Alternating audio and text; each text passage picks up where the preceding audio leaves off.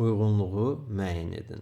Azərbaycan Əməvilər sülaləsinin hakimiyyəti dövründə əvvəlcə Əməvlərin hakimiyyət illərini yazırıq.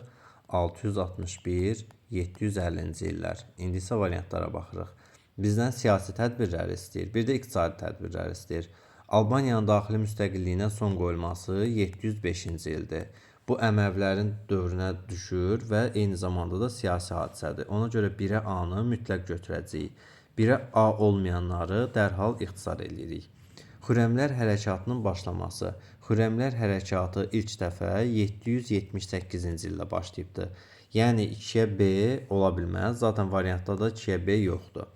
Müsafirin rəhbərlik etdiyi üsyanın baş verməsi 748-ci ildə, yəni artıq Əməvilər hakimiyyətdə olanda müsafir üsyanı başlamışdı.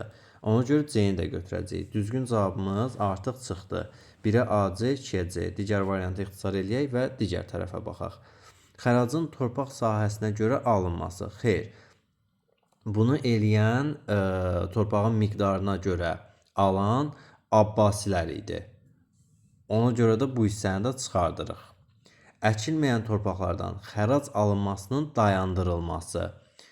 Bu ədalətli islahat keçirdən bir şəxs kimi xəlifə əlini göstərə bilərik.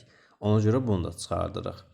Əhalinin siyahıya alınması isə 725-ci ildə deməli Əməvilər tərəfindən həyata keçirilmişdir. Ona görə C-ni götürəcəyik. Düzgün cavabımız 1-ə AC, 2-yə C olacaqdır.